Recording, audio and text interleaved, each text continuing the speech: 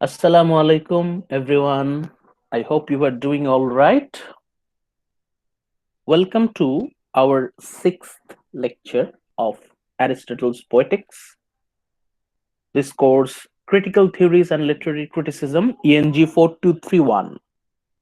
Already আমরা বেশ কয়েকটা লেকচার কমপ্লিট করে এসেছি।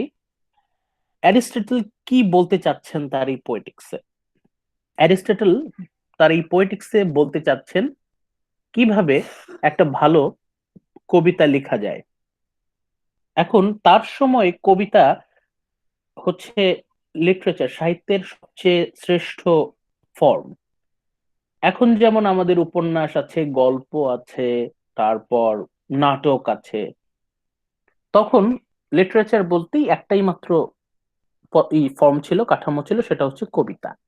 এই কবিতার মধ্য দিয়েই সমস্ত সাহিত্য প্রকাশিত হতো। সাহিত্যিকরা কবিতার মধ্য দিয়েই সবকিছু প্রকাশ করতেন। অ্যারিস্টটলের পোয়েটিক্সে আমরা সবচেয়ে বেশি গুরুত্ব দেখতে পাই ট্র্যাজিক পোয়েট্রিতে, ট্র্যাজেডিতে। এতদিন পর্যন্ত আমরা কিন্তু দেখে এসেছি যে ট্র্যাজেডি কিভাবে লিখলে সেটা সবচেয়ে বেশি কার্যকরী হয়।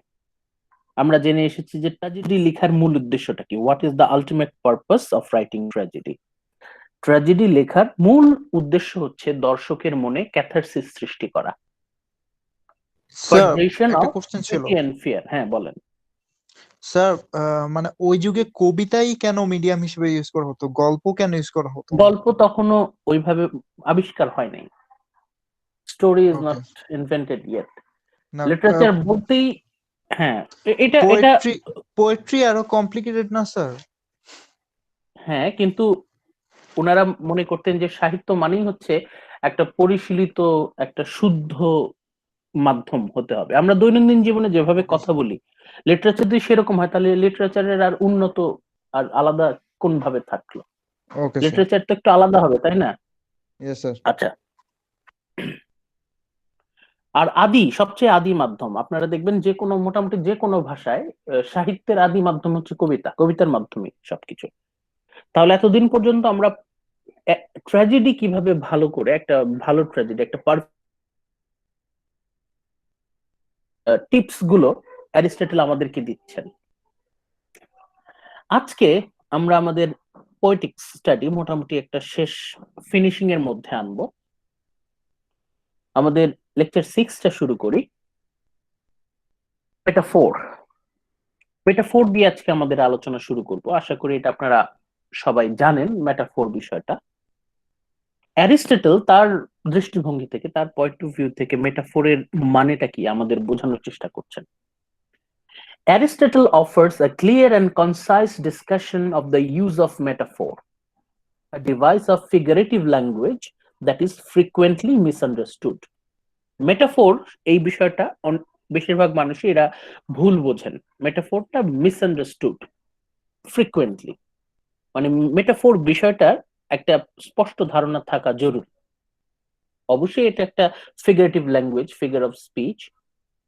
এখন এইটা কি, what is the meaning of metaphor? Metaphor is the use of transference to link two unlike things. Metaphor কি? Use of transference to link two unlike things. দুটো পুরো আলাদা বস্তু, দুটো পুরো আলাদা জিনিস, দুটোকে একটার গুণাবলী আরেকটাতে ট্রান্সফার করা এবং দুইটাকে এক বলে উপস্থাপন করা। আপাত দৃষ্টিতে দুটো সম্পূর্ণ আলাদা বস্তু, আলাদা বিষয়, এই দুটো বিষয়কে একত্রে এক বলে উপস্থাপন করা। একটা বস্তুর সমস্ত গুণাবলী আরেকটা বস্তুতে ট্রান্সফার করা। এই ট্রান্সফারটা হচ্ছে আমাদের কল্পনায়, আমাদের ইমাজিনেশন, আমাদের কল্পনায় আমরা একটার সম্পূর্ণ গুণাবলী আরেকটা বস্তুতে ট্রান্সফার করছি। এক্সাম্পল আমরা দেখি। এক্সপ্লেনেশন যত ভালোই হোক, example is always better then explanation. একটা এক্সাম্পল আমরা দেখি। লাইফস আ সেটিং সান, লাইফস আ সেটিং সান। কি বলছে এখানে? Life is a setting sun. এখানে কিন্তু লাইক শব্দটা ইউজ হয়নি, অ্যাজ শব্দটা ইউজ হয়নি। তার মানে এখানে লাইফ এবং সেটিং সান দুটোকে এক করে ফেলা হচ্ছে। Life is a setting sun, জীবন একটি অস্তমিত সূর্যের মতো। জীবন এটা একটা বিষয়, অস্তমিত সূর্য আরেকটা বিষয়, এই দুটো বিষয়কে এক করে ফেলা হয়েছে। Apparently two completely unlike things, life এবং সেটিং সান দুটোকে এক করে ফেলা হচ্ছে। does not hedge or qualify its comparison with like or as, এখানে like অথবা as এই দুটার কোনোটাই ব্যবহার হয়নি। That would be a simile, যদি ইউজ করা হতো তবে এটা হয়ে যেত সিমিলি, সিমিলি হয়ে যেত, কিন্তু এটা সিমিলি না, এখানে লাইক অ্যাজ কোনোটাই নাই। এখানে তুলনাটা কিন্তু প্রত্যক্ষ না, তুলনাটা পরোক্ষ, এখানে দুটোকে এক করে দেখানো হয়েছে। Or create primacy around one term, এবং এটাকে অ্যানালজিও আমরা বলতে পারি না, অ্যানালজিটা আপনারা দেখে নেবেন, এটা অন্য আলোচনা। ইনস্টেড মেটাফোরটা কি? মেটাফোর সিম্পলি, মেটাফোরের কাজ হচ্ছে সিম্পলি লিঙ্কিং টু অবজেক্ট, দুটো বস্তুকে কানেক্টেড করা, আইডিয়ার মাধ্যমে কানেক্ট করা, with the understanding that ultimate ঘটনাটা ঘটবে হচ্ছে অডিয়েন্স অথবা পাঠকের মনে। The reader will find the unity of concept that connects them, পাঠক অথবা দর্শক তারা তাদের মন দিয়ে এই দুটো আপাত পৃথক বিষয়, apparently two unlike things, they will connect them, এবং এই দুটোকে কোন কনসেপ্টের মাধ্যমে কানেক্ট করা হচ্ছে সেটা দর্শক বুঝতে পারবে। The reader will find themselves, তারা নিজেরাই বের করে ফেলতে পারবে the unity of concept that connects them, এই দুটো বিষয় কিভাবে কানেক্টেড। যেমন জীবন এবং অস্তমিত সূর্য, এই দুটোর সাথে কানেক্ট কোথায়? সূর্য যেমন আস্তে আস্তে ডুবে যাবে, জীবনও আস্তে আস্তে শেষ হয়ে যাবে। এই জন্য বলা হচ্ছে লাইফ ইজ সেটিং সান, জীবন হচ্ছে অস্তমিত সূর্য। এখানে কিন্তু বলা নাই জীবন হচ্ছে অস্তমিত সূর্যের মতো, মতো কথাটা এখানে নাই, লাইক অ্যাজ এই দুটো কোনোটাই এখানে আমরা দেখছি না। দুটোকে এক করে ফেলা হচ্ছে, কারণ এর মধ্যে এদের দুইটা বিষয়ের মধ্যে, দুটো অবজেক্ট লাইফ সান, এই দুইয়ের মধ্যে there is a unity of concept. সূর্য যেভাবে ডুবে যাবে জীবনও সেভাবে শেষ হয়ে যাবে, এটা দর্শক বুঝতে পারবে। The reader will find the unity of concept that connects them. Aristotle pointed out earlier in Poetics, পোয়েটিক্সের শুরুতে অ্যারিস্টটল বলেছেন we can't help but imitate as a device for learning. Poetry মানেই হচ্ছে আর্ট অফ মাইমেসিস, আমরা imitate করি, আমরা রিয়েলিটিকে, বাস্তব জীবনকে আমরা অনুকরণ করি। কে কত ভালো ইমিটেট করতে পারে, কে কত ভালো অনুকরণ করতে পারে, কে কত ভালো নকল করতে পারে, যে যত ভালো অনুকরণ করতে পারে তার কবিতা তত সেরা, তার কবিতা তত শ্রেষ্ঠ। The metaphor offers the clearest device for imitation, এই মেটাফোরের মাধ্যমে সবচেয়ে ঘনিষ্ঠভাবে, সবচেয়ে ঘনিষ্ঠ, সবচেয়ে সূক্ষ্মভাবে অনুকরণটা করা সম্ভব। যেহেতু কবিতা মানেই হচ্ছে মাইমেসিস, ইমিটেশন, এখানে মেটাফোরের গুরুত্ব সবচেয়ে বেশি। যে যত ভালো মেটাফোর ইউজ করতে পারবে সে তত ভালো ইমিটেট করতে পারবে রিয়েলিটিকে, এবং তার পোয়েট্রি তত ভালো হবে। while also maintaining enough idiosyncrasy for the author, এবং শুধুমাত্র অনুকরণ করাই কিন্তু যথেষ্ট না, এর সাথে যিনি কবি, যিনি সাহিত্যিক, তার নিজের মন মানসিকতা, তার যে মনের প্রতিফলন থাকতে হবে। ইডিওসিনক্রেসি মানে কি? Special characteristics, unique characteristics. idiosyncrasy for the author to engage the reader in his own imaginative world, এখানে যিনি কবি তার যে নিজস্ব কল্পনার জগৎ, সেই কল্পনার জগতে কাদেরকে নিয়ে আসবেন? দর্শককে নিয়ে আসবেন। দর্শক কবির কল্পনার জগতে ঢুকে যাবে। এখন সেই কল্পনার জগৎ আর বাস্তব জগৎ যদি একই হয়, হুবহু একই হয়, তাহলে তার কোনো বিশেষত্ব রইল না। যদি একদম হুবহু অনুকরণ হয় তাহলে কিন্তু হলো না। সেই অনুকরণের মধ্যেও একটা স্পেশালিটি, একটা ইউনিকনেস থাকতে হবে। এমন ভাবে অনুকরণ করব যে আমার মতো অনুকরণ যেন আর কেউ না করতে পারে। My imitation, my mimesis will be unique, idiosyncratic, special.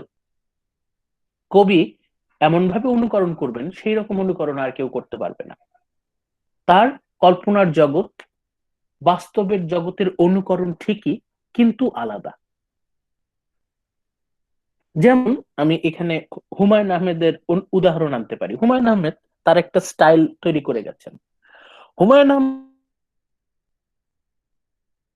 উপন্যাসের মাধ্যমে, তার গল্পের মাধ্যমে যে বাস্তবতার উদাহরণ আমাদের সামনে তৈরি করে গেছেন, অনেকটাই জাদু বাস্তবতা। সেটা কিন্তু বাস্তবেরই অনুকরণ, বাস্তবে যা ঘটে আমরা তার উপন্যাসে কিন্তু তাই দেখি। কিন্তু এই হুমায়ুনীয় imitation, mimesis of Humayun Ahmed, সেটা কিন্তু সম্পূর্ণ অন্যরকম এবং তার একটা নিজস্ব স্টাইল আছে। রবীন্দ্রনাথ ঠাকুর উনি যেভাবে ইমিটেট করেছেন রিয়েলিটিকে, সেটারও কিন্তু একটা নিজস্ব স্টাইল আছে। আপনি যখন ঢুকে যাবেন তখন আপনি সেটা ফিল করতে পারবেন। জীবনানন্দ দাশ তার কবিতার মাধ্যমে বাস্তবতার যেমন অনুকরণ করেছেন, সেটা কিন্তু হুবহু বাস্তবতা না, তার মধ্যে তার একটা নিজস্ব স্টাইল আছে। দর্শকরা যখন ঢুকে যাবে, ফিল করবে, তখন কিন্তু দেখবে যেটা বাস্তবতার অনুকরণ ঠিকই, কিন্তু এখানে সাহিত্যিক কবির নিজস্ব একটা স্পেশালিটি, একটা বিশেষত্ব কিন্তু লুকানো আছে। Only merely imitation is not enough. শুধু যদি অনুকরণ করা হয় সেটা কিন্তু যথেষ্ট না, নট এনাফ। মেটাফোর সম্পর্কে আমরা আরেকটু ধারণা নেই। সো মেটাফোর কি? Metaphor is not simply A comparison of object. Metaphor মানে কিন্তু তুলনা না। Metaphor is not simply A comparison of object. শুধুমাত্র দুটো বস্তুর মধ্যে তুলনা কিন্তু মেটাফোর না। মেটাফোর তাহলে কি? The use of two unlike things in proximity. দুটো সম্পূর্ণ আলাদা বস্তুকে, বিষয় কাছাকাছি আনা, in order to illustrate a larger unified concept. মেটাফোরের মূল বিষয়টা হচ্ছে একটা ইউনাইটেড কনসেপ্ট দর্শকের মনে বা পাঠকের মনে প্রবেশ করানো। শুধু তুলনাটাই বড় কথা না, এর ভেতরে যে গভীর মেসেজটা আছে, ডিপ মেসেজ, ইউনিফাইড কনসেপ্ট, যে ধারণার মাধ্যমে দুটো বস্তু একত্রিত। যেমন একটু আগে বললাম, life is a setting San. Life is a setting sun, এখানে জীবন এবং অস্তমিত সূর্য কেন দুটোকে একত্রিত করা হলো? তখন পাঠকের মনে বা দর্শকের মনে এটা নাড়া দেবে এবং তারা ফিল করতে পারবে যে কোন ফিলোসফিতে, কোন থিওরিতে এই দুটো কনসেপ্ট একত্রিত হচ্ছে। মেটাফোরের মূল বিষয়টা হচ্ছে কনসেপ্ট, কম্প্যারিজন না। মনে রাখবেন, comparison is not the target of a metaphor. মেটাফোরের টার্গেট হচ্ছে to present a unified concept, a larger concept. The second term in the metaphor then is subsumed by the first. এখানে second term is subsumed by the first মানে কি? দুটো বস্তুর মধ্যে তো ঘটনাটা ঘটছে, মেটাফোরটা প্রেজেন্টেড, এর মধ্যে দ্বিতীয়টা প্রথমটা দ্বারা সাবসিউমড হয়ে যাবে। সাবসিউমড মানে কি? সাবসিউমড মানে হচ্ছে আমাদের শুধুমাত্র প্রথম টার্মটার কথাই মনে থাকবে। যেমন লাইফ ইজ এ সেটিং সান, এই কথাটা যখন বলবো তখন কিন্তু সেটিং সান এই টার্মটার চাইতে লাইফের প্রতি আমাদের মনোযোগটা বেশি থাকবে। লাইফ সেটিং সান, এখানে sun become part of a fictional trope of illustrating the ebb and flow of life. মূল মূল বিষয়টা হচ্ছে জীবনের উপর গুরুত্বটা বেশি আসবে। যখনই বলা হচ্ছে জীবন হলো অস্তমিত সূর্য, তখন এই সূর্যের সমস্ত গুণাবলী এটা কিন্তু জীবনের মধ্যে চলে আসবে, মানে ফোকাসটা থাকবে হচ্ছে লাইফ এবং the ebb and flow of life. Setting সান, মানুষ, সূর্য কেমন উঠে, সূর্য যেমন উদিত হয় আবার অস্তমিত হয়, সূর্য ওঠে এবং ডুবে যায়, এটার সাথে কিন্তু জীবনটাকে মিলিয়ে দেয়া হচ্ছে। লাইফ ইজ, এখানে লাইফের কনসেপ্টটা, the ebb and flow of life, this is the unified concept. ফোকাসটা কিন্তু আর সেটিং সানে নাই। সেটিং সান তার সমস্ত গুণাবলী ট্রান্সফার করা হয়েছে লাইফে, এবং আমরা জীবন কি, দ্য কনসেপ্ট অফ লাইফ, এটা কিন্তু অডিয়েন্সের মাইন্ডে, রিডারের মনে কিন্তু ঢুকিয়ে দেওয়া হচ্ছে। A good metaphor forces us to actually position the objects together in an imaginary but completely probable relationship. সবচেয়ে ভালো মেটাফোর কোনটা? মেটাফোর দুটো সম্পূর্ণ আলাদা বস্তুকে কাছাকাছি রাখবে, ইন ইমাজিনারি, কল্পনায় কাছাকাছি আসবে কিন্তু অবাস্তব না। একেবারে অবাস্তব হলে তো হলো না। আমি যদি দুটো আননেসেসারি একদম র্যান্ডম দুটাকে যদি একত্রিত করি কোন রকম চিন্তা ভাবনা ছাড়া, কোন রকম কনসেপ্ট ছাড়া, দুটো সম্পূর্ণ আলাদা বিষয়কে যদি আমি একত্রিত করি, তাহলে তো সেটাকে মেটাফোর বলা যাবে না।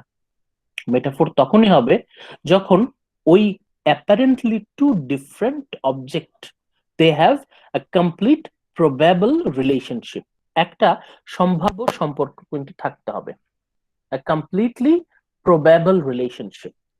লিখে রাখেন, metaphor, when we wish to use metaphor, যখন আমরা when we will attached, we will position two unlike objects, maybe it is imaginary, এটা কাল্পনিক হোক, কিন্তু these two object, they will have completely probable relationship। দুটো বিষয় যত আলাদাই হোক না কেন, তাদের মধ্যে একটা সম্ভাব্য সম্পর্ক থাকবে। যেমন জীবন, সূর্য, একদিকে জীবন, সূর্য, এর মধ্যে তো আসলে প্র্যাকটিক্যাল কোনো রিলেশনশিপ নাই, কিন্তু আছে, there is a probable relationship. জীবন মানে কি? একটা সময়, সূর্য অস্ত হওয়া, উদিত হওয়া মানে একটা দিন চলে যাওয়া, সময়। সূর্য যেমন সময়ের সাথে কানেক্টেড, জীবনও সময়ের সাথে connected. there is a probable relationship, there is a hidden relationship। একেবারে দুটো আলাদা না, ডিপ লেভেলে আমরা এই দুটোর মধ্যে এক গভীর সম্পর্ক খুঁজে পাবো। অ্যাপারেন্ট লেভেলে হয়তো মনে হবে দুটো আলাদা, but if we think in deep level, আমরা যদি গভীরভাবে চিন্তা করি, তাহলে কিন্তু এই দুটো আপাত দৃষ্টিতে পৃথক বস্তু, apparently two unlike things, two completely different things, apparently it seems that they do not have any relationship, but they have a deep relationship. And furthermore, a metaphor, unlike a simile or analogy, which establishes the primacy of the first term. Metaphor একটু আগে যেটা বললাম, primacy of the first term, যে দুটো বিষয়ের মধ্যে আমরা মেটাফোরের সম্পর্ক প্রতিষ্ঠা করব, এর মধ্যে প্রথমটার গুরুত্ব বেশি থাকবে। Primacy of the first term, life setting San, life is a setting সান মানে কি? এখানে কিন্তু গুরুত্বটা চলে যাচ্ছে জীবনে, এবং অস্তমিত সূর্যের সমস্ত গুণাবলী কিন্তু ট্রান্সফার করছি জীবনে। Primacy of the first term, প্রথম অবজেক্টে গুরুত্বটা বেশি। এবং মেটাফোরের বিশেষত্ব হচ্ছে এই যে গুরুত্বটা, এটা ক্যান ইজিলি বি রিভার্সড, এটাকে চাইলেই আমি উল্টে দিতে পারবো। এটাও বলতে পারবো a setting sun is a life. দুটোর গুরুত্ব সমান। আমি যদি রিভার্স করে দেই, তাহলে মিনিং এ কোনো সমস্যা হবে না, মিনিং এ কোনো প্রবলেম হবে না। মেটাফোর আমরা চাইলেই উল্টে দিতে পারি, কিন্তু সিমিলির বেলায় সেটা সম্ভব না। সিমিলির বেলায় আমরা যখন একটার সাথে আরেকটা কানেক্ট করি, তখন সবসময় একটা অবজেক্ট সে গুরুত্ব পাবে, আরেকটা পাবে না। কিন্তু মেটাফোর হচ্ছে এমন, আমি যদি উল্টে দিই, দুটোরই সমান গুরুত্ব থাকবে। This is the difference between simile and metaphor or analogy. এখানে এই লাইনটা দেখেন, এই লাইনে ব্যাখ্যা করা আছে কিভাবে মেটাফোর সিমিলি বা অ্যানালজি থেকে আলাদা। এই যে আমি হাইলাইট করছি, a metaphor unlike simile or analogy, মানে এইখানে মেটাফোর সিমিলি এবং অ্যানালজি থেকে আলাদা। মেটাফোর কি করে? Establishes primacy of the first term can easily be reversed. এই যে দুটো বস্তুর মধ্যে সম্পর্ক স্থাপন করা, আমরা চাইলে পরেরটাকে আগে নিয়ে আসতে পারি, আগেরটাকে পরে নিয়ে যেতে পারি, উই ক্যান ইজিলি রিভার্স ইট। কিন্তু অ্যানালজি বা সিমিলিতে সেটা সম্ভব না। After hearing the metaphor of life setting sun, we can then look at the sun and see in its rise and fall the course of life. আমরা যদি এটাকে উল্টে দেই, অস্তমিত সূর্য, সে যখন উদিত হয় তার জন্ম, সে যখন অস্তমিত হয় তখন তার মৃত্যু। আমরা জীবনকে সূর্যের সাথে তুলনা করতে পারি, আবার সূর্যকে জীবনের সাথে তুলনা করতে পারি। আমরা যেমন জীবনকে সূর্যের সাথে তুলনা করতে পারি, আবার উল্টেও দিতে পারি। এই হচ্ছে metaphor. Metaphors then are more fluid than the rest of figurative language. অন্য যত ফিগারেটিভ ল্যাঙ্গুয়েজ আছে, সিমিলি, অ্যানালজি, অন্য সবগুলোর চাইতে মেটাফোর হচ্ছে সবচেয়ে ফ্লুইড। এটা ইজিলি চেঞ্জ করা যায়, খুব বেশি স্ট্রিক্ট না। এর মধ্যে কিন্তু এটাকে স্বাধীনভাবে ব্যবহার করার on them as primary device of the good poet. যে কবি যত চমৎকার ভাবে মেটাফোর ইউজ করতে পারে সে তত ভালো কবি। যে এই মেটাফোরকে পারফেক্টলি ব্যবহার করতে পারে সে তত ভালো কবি। মেটাফোর তার উদ্দেশ্যটা কি? তার উদ্দেশ্য হচ্ছে তুলনা না। Comparison is not the target, target is two illustrate, এই যে টু ইলাস্ট্রেট আ ইউনিফাইড কনসেপ্ট, একটা ধারণা দেয়া, কোনো কিছুর মানে বুঝিয়ে দেয়া। অনেক সময় আমাদের জীবনের অনেক অ্যাবস্ট্রাক্ট আইডিয়া থেকে আমরা বুঝতে পারি না। যেমন হঠাৎ করে আমি যদি আপনাকে বলি হ্যাপিনেস, হ্যাপিনেসের সংজ্ঞা কি, আমি যদি আপনাকে হঠাৎ করে প্রশ্ন করি, তখন আপনি দেখবেন আপনি হঠাৎ করে উত্তর দিতে পারবেন না। সুখের সংজ্ঞা কি?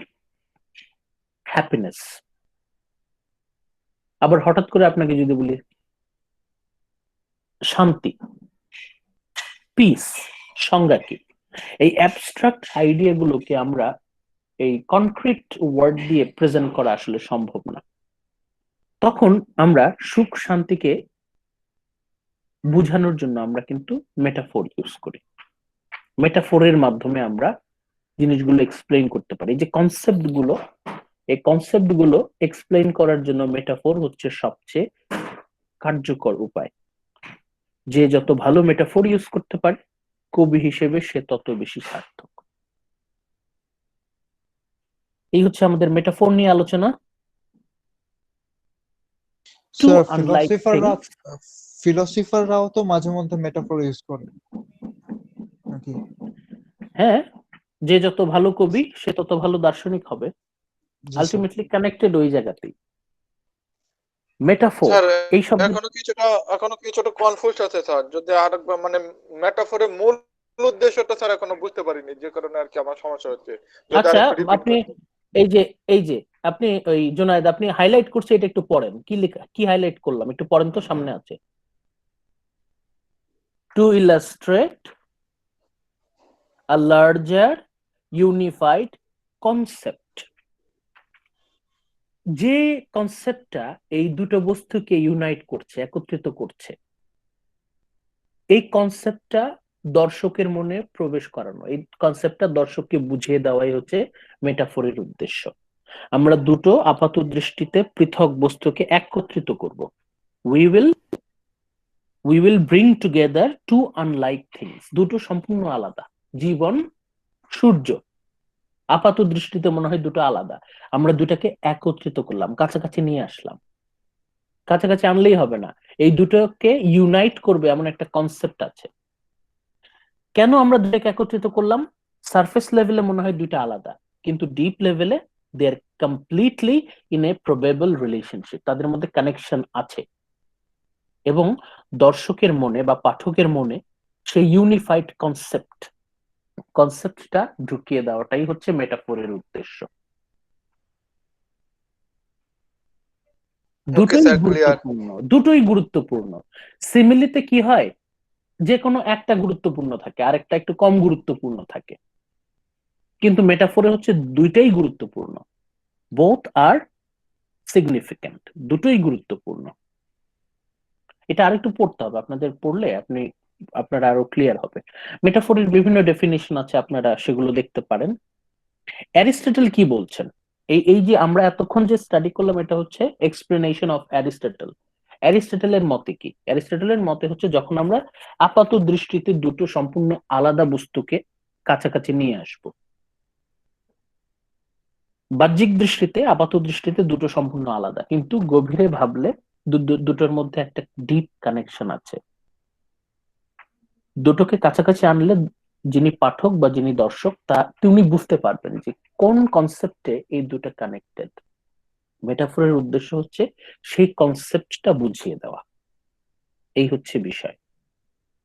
মেটাফোরে দুইটা বস্তু যে আনা হলো, দুইটাই গুরুত্বপূর্ণ। আপনি চাইলে আগে পরে নিতে পারবেন, পরেরটা আগে নিয়ে আসতে পারবেন, আগেরটা পরে নিয়ে আসতে পারবেন, দুটোরই সমান গুরুত্ব। কিন্তু সিমিলি বা অ্যানালজিতে যে কোনো একটার গুরুত্ব থাকে, ওটা রিভার্স করা যায় না। মেটাফোরটা রিভার্স করা যায়, আগের অবজেক্ট পরে নেওয়া যায়। যেমন আমি বললাম, জীবন হচ্ছে সূর্য, জীবন হচ্ছে সূর্যের মতো। সূর্য যেমন ওঠে এবং ডুবে যায়, জীবনেরও শুরু আছে, শেষ আছে। সূর্য যাচ্ছে, সূর্য পথ পরিভ্রমণ করছে, সময় যাচ্ছে, সাথে সাথে জীবনও ফুরিয়ে যাচ্ছে। তাহলে জীবনের সাথে সূর্যের তুলনা করলাম। আবার সূর্যের সাথেও জীবনের তুলনা করা যায়। সূর্য যখন উদিত হয় তখন তার জন্ম, সূর্য যখন ডুবে যায় তখন তার মৃত্যু। তার মানে দুটোকেই কিন্তু আমরা গুরুত্ব দিয়ে বলতে পারছি, both they have same level of importance. আমরা চাইলে এটাকে রিভার্স করতে পারি, কিন্তু সিমিলির বেলা এটাকে রিভার্স করা যায় না, যে কোনো একটার গুরুত্ব থাকে। আর মেটাফোরের আলটিমেট উদ্দেশ্য হচ্ছে to give a concept, a central concept. Use of contemporary lexicon. Aristotle points out that the best poetry, Aristotle বলছেন, নতুন একটা টপিকে চলে যাচ্ছি আমরা, মেটাফোরের আলোচনা শেষ, এখন আমরা চলে যাচ্ছি নতুন আলোচনায়, use of contemporary lexicon. Aristotle points out that the best poetry uses only current and proper words. সবচেয়ে ভালো কবিতা uses only current and proper words, শুধুমাত্র কারেন্ট, মডার্ন এবং প্রপার, যথাযথ। কবিতা লেখার সময় এমন শব্দ নিতে হবে যেটা হচ্ছে মডার্ন, কারেন্ট, বর্তমানে মানুষজন ব্যবহার করছে। সেই শত শত বছর আগে পুরাতন আমলের শব্দ নিয়ে যদি আপনি কবিতা লিখেন, মানুষ কিন্তু বুঝতে পারবে না, ভুলে গেছে মানুষ। ও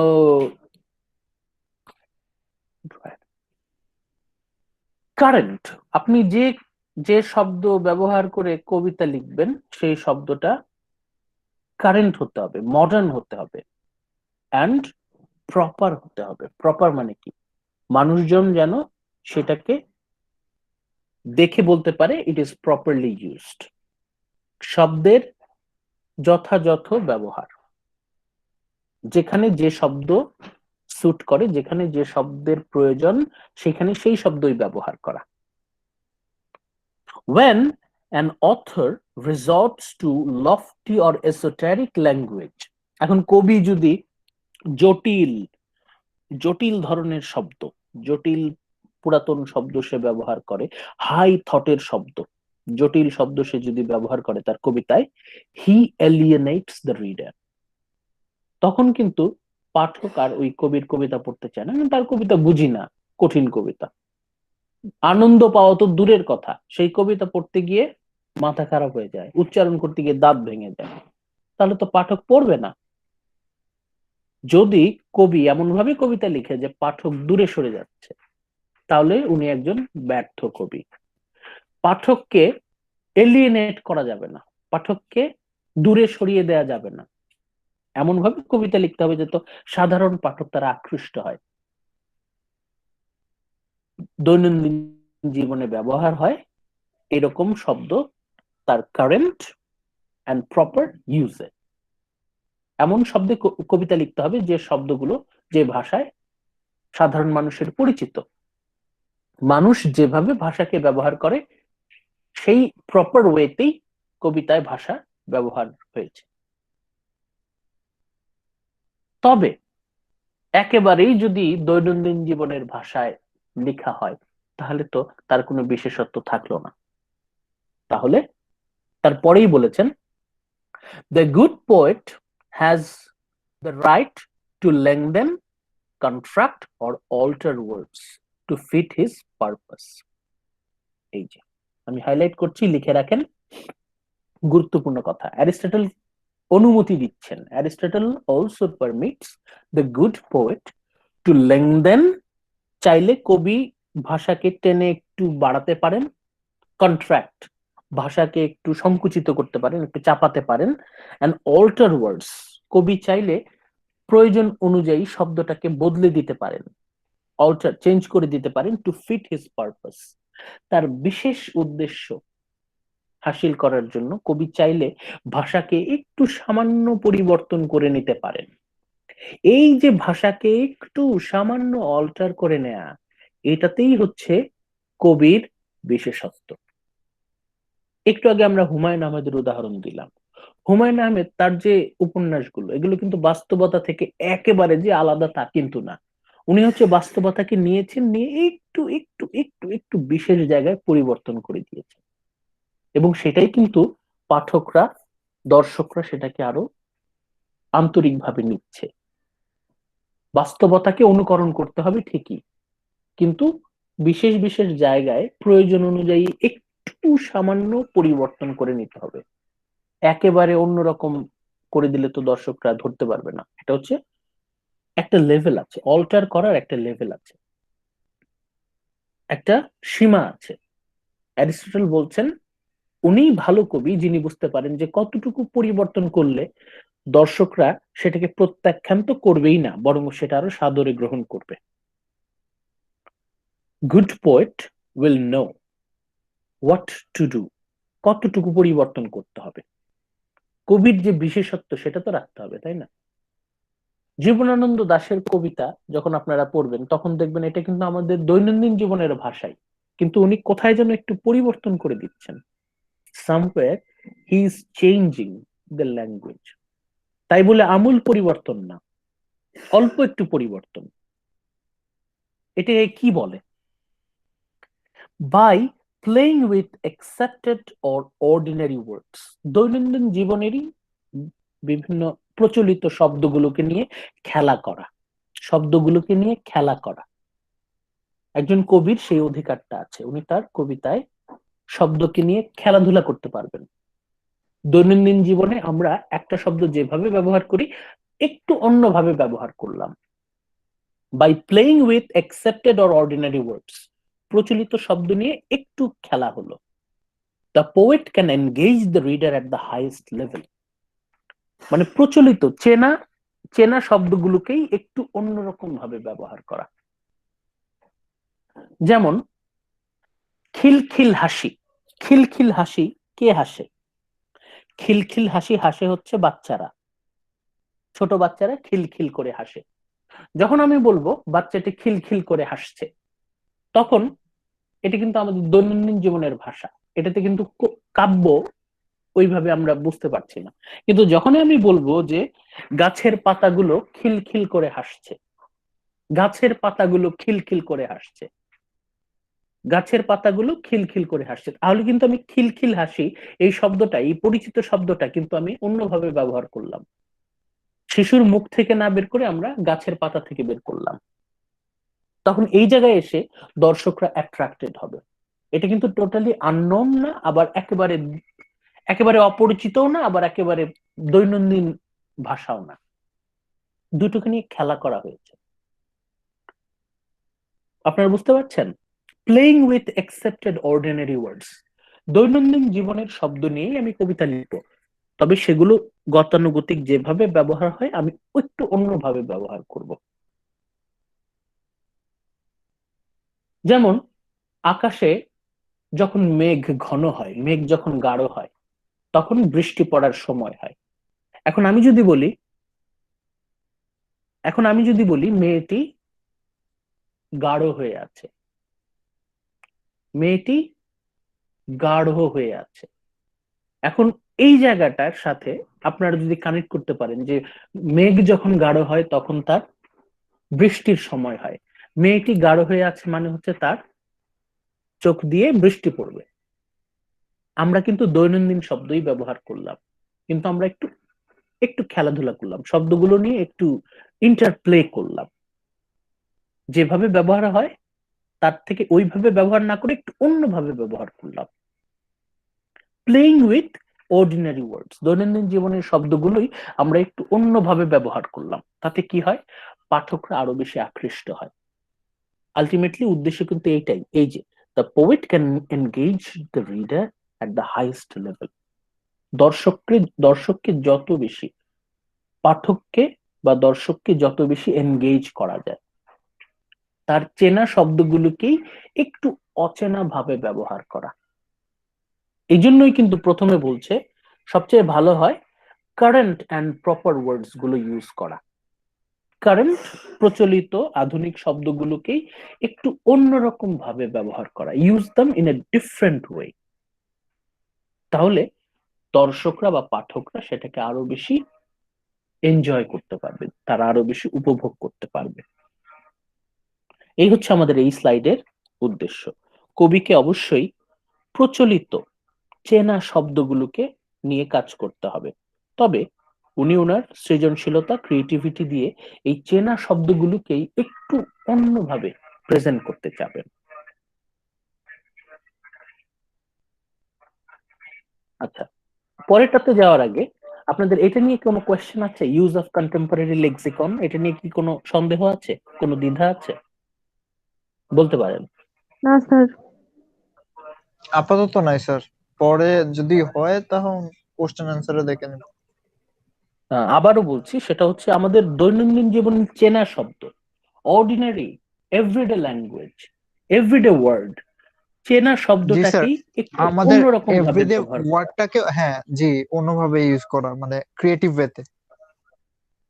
যেমন এই ফর এক্সাম্পল হুমায়ুন আহমেদের প্রসঙ্গ আমি আবার নিয়ে আসি। হুমায়ুন আহমেদের একটা স্পেশাল বৈশিষ্ট্য কি তার নাটকে বা তার উপন্যাসে, যখনই একটা চরিত্র খুব প্রবল ভাবে কোনো কিছু না করবে, ঠিক তার পরের মুহূর্তেই সে ওই কাজটাই করবে। সে যখনই জোর দিয়ে বলবে যে আমি এটা কখনোই করবো না, অবশ্যই না, ঠিক তার পরের মুহূর্তেই সে ওই কাজটাই করবে। আমাদের দৈনন্দিন জীবনে যখন কেউ প্রবল ভাবে না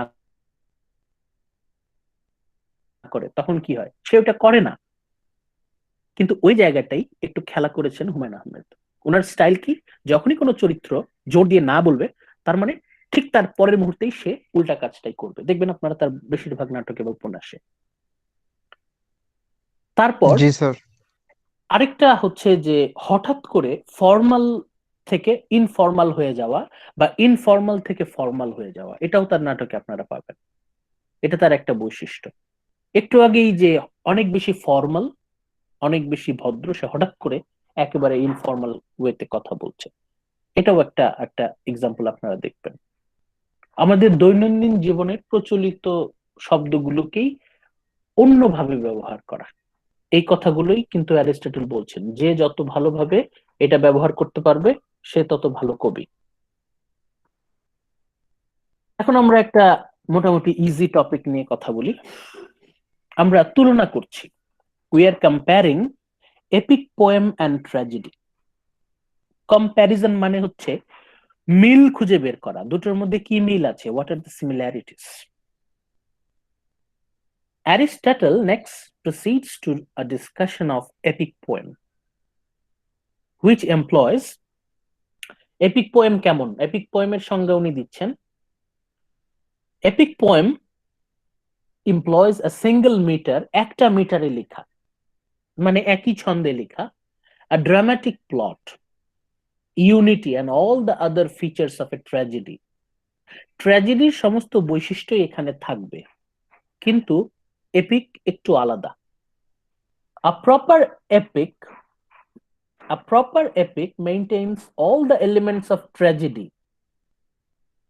ট্র্যাজেডির সমস্ত গুণাবলী এপিকের মধ্যে আছে, since tragedy evolved from the epic form. কারণ এপিক ফর্ম থেকেই একটা স্পেশালাইজড ব্রাঞ্চ হচ্ছে tragedy. Tragedy evolved from the epic form. Tragedy epic poetry থেকেই কিন্তু স্পেশালাইজড একটা ব্রাঞ্চ। এপিক পোয়েট্রিরই একটা স্পেশাল ব্রাঞ্চ হচ্ছে tragedy. An epic does not portray a single action. লিখে রাখেন, an epic does not portray a single action. যেটা ট্র্যাজেডিতে হয়, ট্র্যাজেডিতে মূল ফোকাস থাকে ওয়ান সিঙ্গেল অ্যাকশন, একটা অ্যাকশনের উপর গুরুত্বটা বেশি থাকে। But epic does not portray a single action. একটা এপিকে, একটা মহাকাব্যে একটা অ্যাকশনের উপর গুরুত্ব দেওয়া হয় না, but rather a single period, একটা সময়ের একটা উপস্থাপনা থাকে, thus often charting the course of many character over the course of many events. Epic মহাকাব্যে যেটা হয়, many characters, অনেকগুলো ক্যারেক্টার থাকে, over the course of many events, এবং অনেকগুলো ঘটনা ঘটতে থাকে। একটা নির্দিষ্ট পিরিয়ড, একটা নির্দিষ্ট সময়ের মধ্যে অনেকগুলো ঘটনা ঘটছে, অনেকগুলো ক্যারেক্টার তারা বিভিন্ন অ্যাকশনে এনগেজড, অনেকগুলো ঘটনা ঘটছে। এই হচ্ছে মহাকাব্যের idea. An epic is portrayed. An epic portrays a single period, portraying many events by many characters. অনেকগুলো ক্যারেক্টার তারা অনেকগুলো ইভেন্টের সাথে, অনেকগুলো অ্যাকশনের সাথে জড়িত। ট্র্যাজেডি যেমন চারটা প্রকার আমরা পেয়েছিলাম, simple tragedy, complex tragedy, ethical, pathetic tragedy. Epic পোয়েট্রিরও এরকম ভাগ আছে। Epic poetry falls into the same categories as tragedy. Tragedy যেমন চার প্রকারের ছিল, এপিকও চার প্রকারের আছে, simple, complex, ethical, pathetic. Simple কি? সিম্পল হচ্ছে যখন এটাতে ওই রিভার্সাল রিকগনিশন থাকে না, অথবা একটা থাকে আরেকটা থাকে না, তখন এটাকে আমরা সিম্পল বলি। কমপ্লেক্স হচ্ছে রিভার্সাল রিকগনিশন, রিভার্সাল দুইটাই একসাথে কানেক্টেড, এবং অ্যাজ এ রেজাল্ট ক্যাথারসিসটা পারফেক্ট হয়, কমপ্লেক্স, সেটা হচ্ছে কমপ্লেক্স। এথিক্যাল হচ্ছে যখন মোরালিটি নিয়ে, এথিক্স নিয়ে, নৈতিকতা নিয়ে যখন ট্র্যাজেডি বা এপিক লেখা হয়, তখন ওগুলোকে ethical epic or ethical tragedy বলা হয়। আর প্যাথেটিক শব্দটা হচ্ছে প্যাশনের সাথে জড়িত, রোমান্স, প্যাশন। যখন ট্র্যাজেডি অর এপিকের ফোকাস থাকে হচ্ছে হিউম্যান প্যাশন, হিউম্যান রোমান্স, তখন ওইটাকে আমরা বলছি pathetic tragedy or pathetic epic. Also like tragedy, ট্র্যাজেডির মতোই epic requires reversal recognition, scenes of suffering and artistic thoughts and diction. যেটা একটু আগেই বললাম যে ট্র্যাজেডিতে যেরকম রিভার্সাল রিকগনিশন থাকা জরুরি, কারণ এই দুটো যদি একসাথে কাজ না করে তাহলে কিন্তু ক্যাথারসিস আসবে না। ট্র্যাজেডিতে যেরকম রিভার্সাল রিকগনিশন আছে, এপিকেও রিভার্সাল রিকগনিশন আছে। সিনস অফ সাফারিং, মূল চরিত্র সে সাফার করছে, সেটা দেখে দর্শকের মনেও সাফারিং তৈরি হচ্ছে। দ্য ট্রান্সফারেন্স অফ সাফারিং, মূল চরিত্র সাফার করছে, তাকে দেখে দর্শকরাও মনে মনে সাফার করছে। এটা ট্র্যাজেডিতেও আছে, এপিকেও আছে। An artistic thought and diction, artistic thought and diction. Artistic thought এমন ভাবে সেটাকে রিপ্রেজেন্ট করবে কবি যেন সেটা আর্টিস্টিক হয়, রিপ্রেজেন্টেশনটা আর্টিস্টিক হতে হবে। এন্ড ফাইনালি ডিকশন, যেটা একটু আগেই বললাম যে শব্দ চয়নটা দৈনন্দিন জীবনের শব্দই হতে হবে, তবে কবির স্বাধীনতা আছে যে আমাদের এভরিডে অর্ডিনারি ল্যাঙ্গুয়েজকে একটু এক্সট্রা অর্ডিনারি হিসেবে ব্যবহার করার ওইটুকু স্বাধীনতা কবির কিন্তু আছে। তাহলে আমরা মিলগুলো কি কি, এখানে কিন্তু মিলগুলো আমরা কিন্তু এতক্ষণ এপিক আর ট্র্যাজেডি এর মধ্যে কি কি মিল আছে তুলনাগুলো আমরা কিন্তু ওই অনুযায়ী দেখলাম, যে কেন এপিক আর ট্র্যাজেডি দুইয়ের মধ্যে আমরা কম্পেয়ার করতে পারছি। কারণ এই এপিকের মধ্য থেকেই ট্র্যাজেডি কিন্তু বের হয়ে আসছে। ট্র্যাজেডি ওর ফোকাস হচ্ছে সিঙ্গেল অ্যাকশন, আর এপিক হচ্ছে মোর দেন ওয়ান অ্যাকশন। ট্র্যাজেডিতে অল্প কিছু চরিত্র, তাদের ফোকাস থাকবে একটা অ্যাকশন, আর এপিকে অনেকগুলো ক্যারেক্টার থাকবে, তাদের ফোকাস হচ্ছে many actions, many effects. Tragedy যেমন 4 প্রকার, এপিকও 4 প্রকার। ট্র্যাজেডিতে যেমন reversal, recognition, sense of suffering এগুলো থাকবে, এপিকেও থাকবে। তাহলে এই 4টা পয়েন্টে আমরা এপিক এবং ট্র্যাজেডির মধ্যে মিল দেখতে পাচ্ছি। এই নিয়ে আপনাদের কোনো কথা আছে, কিছু বলতে চাচ্ছেন, কোনো পয়েন্টে কি কনফিউশন আছে?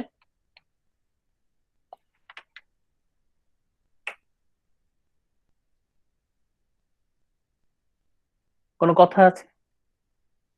স্যার লাস্ট পয়েন্টটা যদি আরেকবার একটু বুঝাতেন। লাস্ট পয়েন্টটা মানে হচ্ছে এই যে রিভার্সাল রিকগনিশন। জি স্যার। ট্র্যাজেডিতে যেমন রিভার্সাল রিকগনিশন থাকা জরুরি। রিকগনিশন মানে কি, হঠাৎ করেই নাটকের কোনো ক্যারেক্টার অথবা দর্শকরা এমন একটা ইনফরমেশন জানবে, অথবা এমন এক ব্যক্তির গোপন পরিচয় জানবে, যে ওই স্পেশাল ইনফরমেশনে পুরো নাটকের মোড় ঘুরে যাবে। Sudden G sir. Discovery of secret information or secret identity. এবং ওই টুইস্ট যেটাকে রিকগনিশনের বলে স্যার। ফলে, ওই ইনফরমেশনটা জানার ফলে পুরো নাটক একটা টুইস্ট আসবে, পুরো নাটকের কাহিনী মোড় ঘুরে যাবে, রিভার্সাল চলে আসবে। রিকগনিশন, ওকে। রিভার্সালটা এমন হবে যাতে দর্শকের মনে শক কাজ করে, যাতে মানুষজন শক পায়, একটা ধাক্কা লাগে তার মনে। তখন সে তার পিটি অ্যান্ড ফিয়ার, ভয় এবং করুণা কোনোটাই কন্ট্রোল করতে পারবে না, তার চোখ দিয়ে পানি পড়বে। সে তার মধ্যে একটা পারজেশন হবে পিটি অ্যান্ড ফিয়ারের, ক্যাথারসিস। জি এটি স্যার। হচ্ছে ট্রু ক্যাথারসিস। ট্র্যাজেডিতে যেমন রিভার্সাল রিকগনিশনের দরকার আছে, এপিকেও দরকার আছে। ট্র্যাজেডিতে যেমন রিভার্সাল রিকগনিশনের দরকার আছে, এপিকেও দরকার আছে। ট্র্যাজেডিতে যেমন সিনস অফ সাফারিং, দর্শকরা দেখতে পাচ্ছে যে তার প্রিয় চরিত্র, তার পছন্দের চরিত্রটা কষ্ট করছে, সাফার করছে। সিন গুলো থাকতে হবে এবং দর্শকের সামনে ভিজুয়ালাইজ করতে হবে। সেই সাফারিংটা দেখে দর্শকের মনেও একটা সাফারিং জন্ম নেবে। ওই সাফারিং যত ডিপ হবে, তত বেশি ডিপ হবে হচ্ছে catharsis, elision, elicit, fear and pity, pity and fear, and finally পোর্ট্রায়ালটা হতে হবে আর্টিস্টিক, শব্দ চয়ন হতে হবে আর্টিস্টিক। এই বিষয়গুলো ট্র্যাজেডিতেও থাকে, এপিকেও থাকে, সিমিলারিটি। কন্ট্রাস্ট আমরা দেখি, the epic poem versus the tragedy, এই দুটোর মধ্যে পার্থক্য কি? There are a few differences between tragedy and epic, however. এতক্ষণ আমরা মিল নিয়ে আলোচনা করলাম, এখন আমরা পার্থক্য নিয়ে আলোচনা করি। What is the difference between epic poem and tragedy? First, an epic poem will not use song or spectacle to achieve its cathartic effect. ট্র্যাজেডিতে যেমন সং এর গুরুত্ব আছে, কোরিক সং, যেটা আমরা এর আগের একটা লেকচারে আমরা বলেছিলাম। কোরিক সং হচ্ছে ট্র্যাজেডির একটা খুব গুরুত্বপূর্ণ অংশ। এই সঙ্গীতকে কিন্তু খুব কার্যকরী ভাবে ব্যবহার করতে হয় ট্র্যাজেডিতে।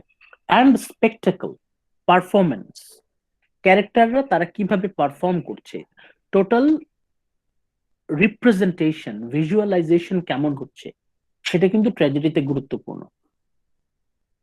Use of song and spectacle, এই দুটো এক্সকুইজিট হতে হবে, পারফেক্ট না হলে কিন্তু সেটা পারফেক্ট ট্র্যাজেডি হয় না। ট্র্যাজেডি এটা হচ্ছে পারফরমেন্সের সাথে রিলেটেড, মানে ট্র্যাজেডিটা এমন হতে হবে যেন সেটা রিপ্রেজেন্ট করা যায়, ভিজুয়ালাইজ করানো যায়, পার্টিসিপেন্টরা সেটা যেন পারফর্ম করতে পারে। ট্র্যাজেডি মাস্ট বি স্টেজড, কিন্তু এপিকে কিন্তু সেই বিষয়টা নাই। Epic will not use song or spectacle to achieve its cathartic effect.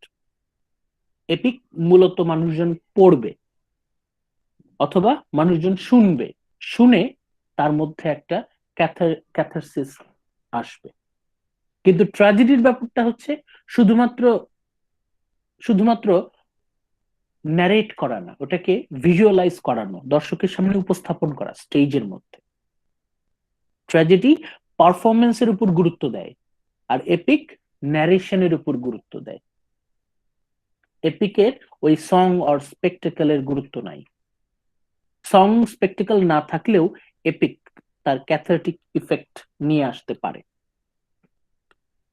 Second, epics often cannot be presented at a single setting. Epic এত বড় যে এটাকে একটা সিঙ্গেল সিটিং এ মানে একবারে দর্শকের সামনে প্রেজেন্ট করা সম্ভব না। যেমন হোমারের ইলিয়াড।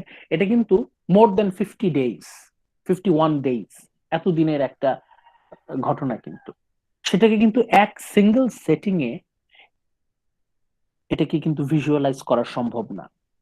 মূল কথা, এপিককে মঞ্চায়ন করা সহজ কথা না, সম্ভব হয় না আর কি, বেশ লম্বা। যেহেতু আমরা কোনো অংশটাই সংক্ষেপ করতে পারবো না, কোনো কিছু বাদ দিতে পারবো না, পুরোটাই যেহেতু আমাদেরকে স্টেজ করতে হবে, পুরোটাই যেহেতু আমাদেরকে ভিজুয়ালাইজ করার প্রশ্ন আসে, সেক্ষেত্রে এপিককে ওইভাবে ভিজুয়ালাইজ করা সম্ভব না। It can't be presented at a single sitting, whereas tragedies are usually capable of being brought within a single view. কিন্তু ট্র্যাজেডি তার সাইজটা একটু ছোট থাকে এবং এটাকে সহজেই মঞ্চায়ন করা, ভিজুয়ালাইজ করা, স্টেজে পারফর্ম করানো সম্ভব। Epic poetry, after all, is not confined to the stage. Epic পোয়েট্রিকে পুরোটা স্টেজে নিয়ে আসা আসলে প্র্যাকটিক্যালি নট পসিবল। কিন্তু ট্র্যাজেডি এমন ভাবে লিখতে হয় যেন সেটা স্টেজে অল্প একটা নির্দিষ্ট সময়ের মধ্যে পারফর্ম করানো যেন সম্ভব হয় এবং পুরোপুরি তার ক্যাথারটিক ইফেক্টটা যেন আসে। ট্র্যাজেডি মানেই হচ্ছে ইট মাস্ট বি স্টেজড, এটাকে স্টেজে পারফর্ম করাতে হবে। আর এপিক এটা হচ্ছে because of its narrative form, এটাকে স্টেজে পারফর্ম করানো জরুরি না। Epic is not confined to the stage. এপিককে যে পুরোটাই স্টেজে পারফর্ম করাতে হবে এমন কোনো কথা নাই। ট্র্যাজেডি মানেই হচ্ছে ওটাকে স্টেজে পারফর্ম করাতে হবে।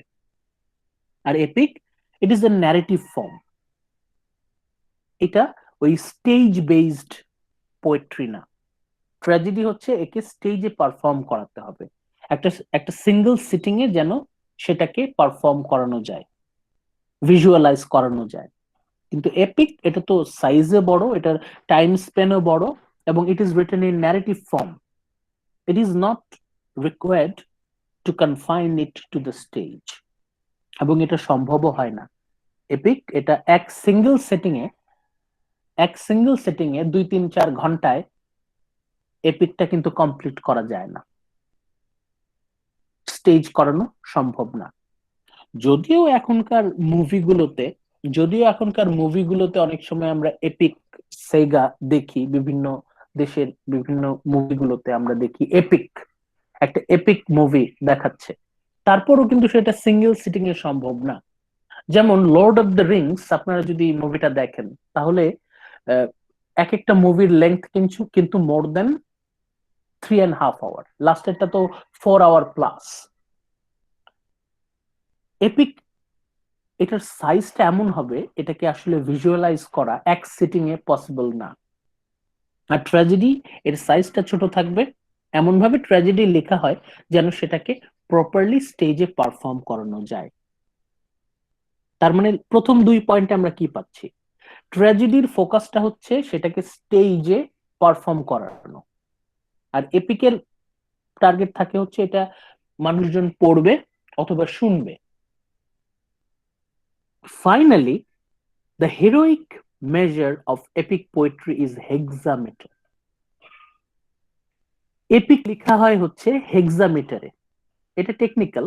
হেক্সামিটার এটা আপনারা যদি ডিকশনারি অফ লিটারি টার্মস এ যদি সার্চ করেন তাহলে হেক্সামিটারের সংজ্ঞা আপনারা পাবেন, ওখান থেকে দেখে নেবেন। Hexameter, where tragedy often uses other forms of meter to achieve the rhythms of different characters and speech. কিন্তু ট্র্যাজেডিতে আমরা অন্য মিটার দেখতে পাই। হেক্সামিটার শুধুমাত্র এপিকের জন্য, আর ট্র্যাজেডি হয়তো পেন্টামিটার ইউজ করে। ডায়ালগ, মূল কথা হচ্ছে ডায়ালগের মাধ্যমে প্রেজেন্ট করা।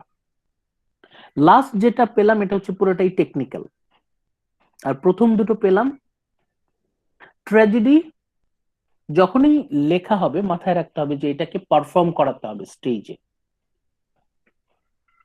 আর এপিক এটা ন্যারেটিভ ফর্ম, এটা ওই স্পেকটাকল, তারপরে stage in a single setting, এগুলো মাথায় না রাখলেও হয়।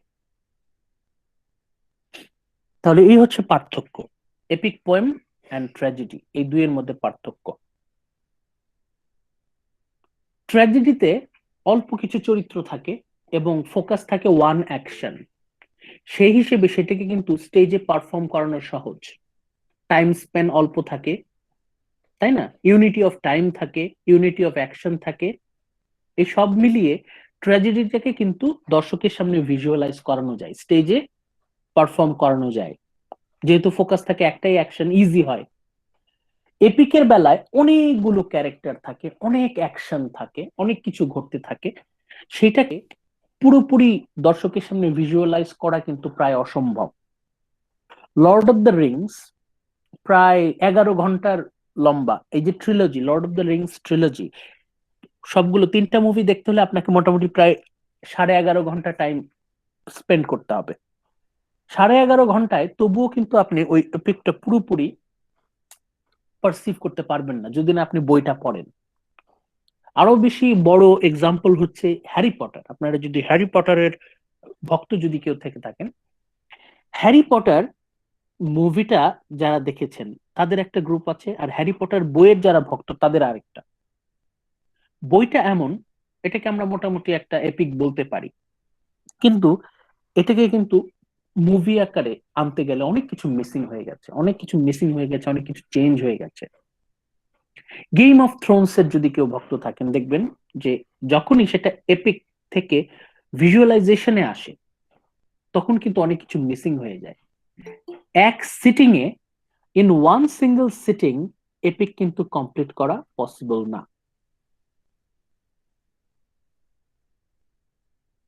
ওকে, আর লাস্টের পয়েন্টে আমরা বললাম এটা স্ট্রাকচারের ব্যাপার। এপিক লেখা হয় হচ্ছে হেক্সামিটারে, আর ট্র্যাজেডি হচ্ছে অন্য আদার মিটার ইউজ করা হয়।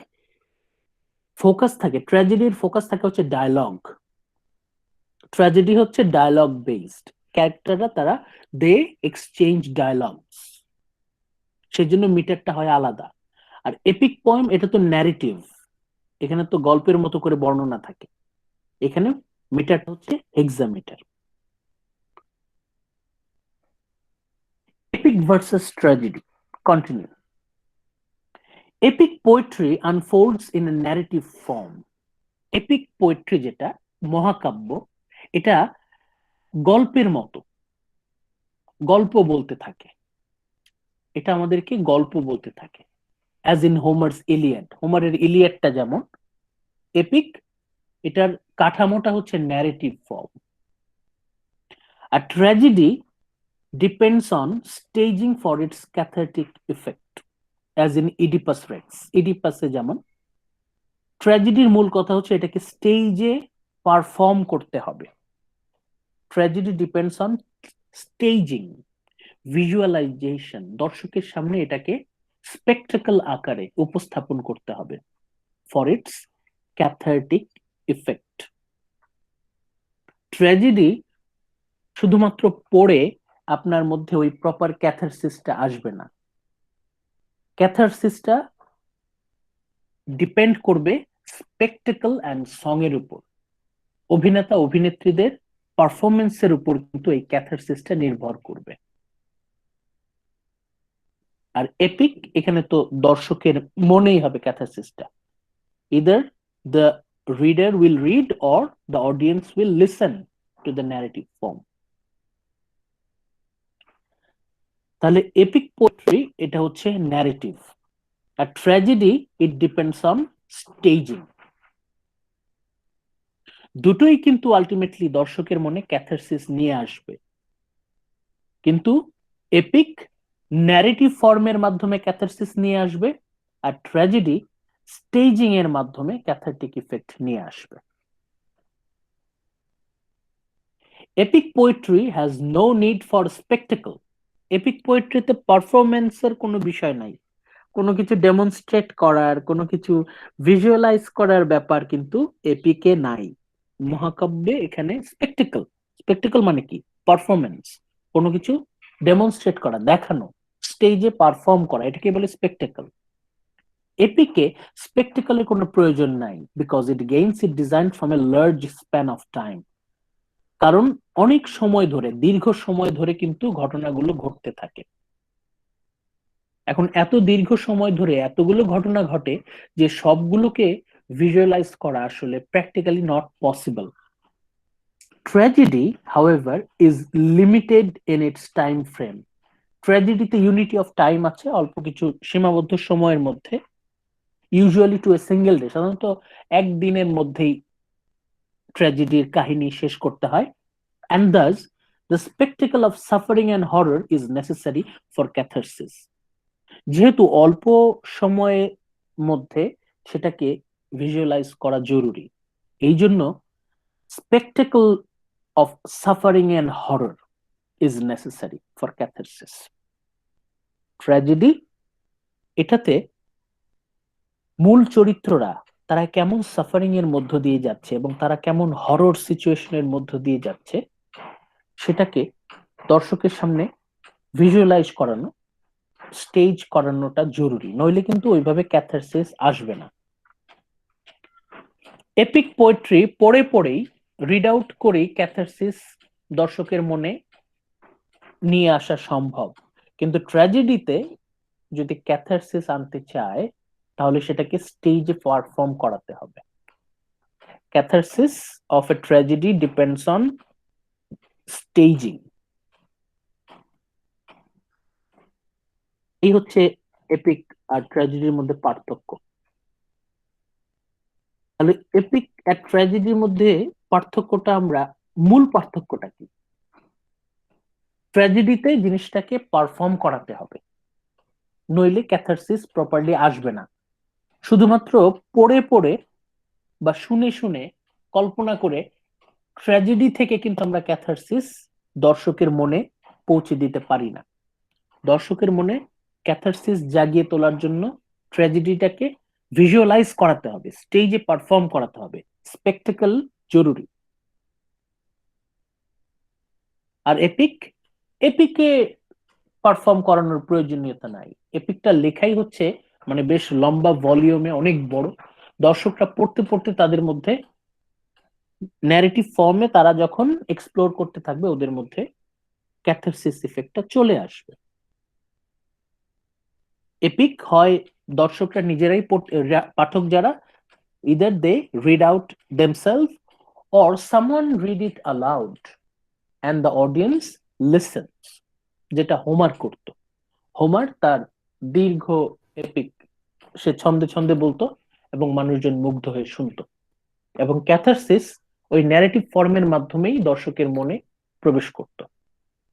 কিন্তু ট্র্যাজেডিতে যেহেতু এটার ভলিউম অল্প, যেহেতু এটাতে টাইম স্প্যানটা অল্প, সেই জন্য প্রপার ক্যাথারসিস নিয়ে আসতে হলে এটাকে স্পেকটেকলের মাধ্যমে রিপ্রেজেন্ট করানোটা জরুরি, স্টেজে পারফর্ম করানোটা জরুরি। হ্যাঁ বলেন স্যার, ক্যাথারসিসটা একটু যদি বলতেন যে ক্যাথারসিসটা কি আসলে?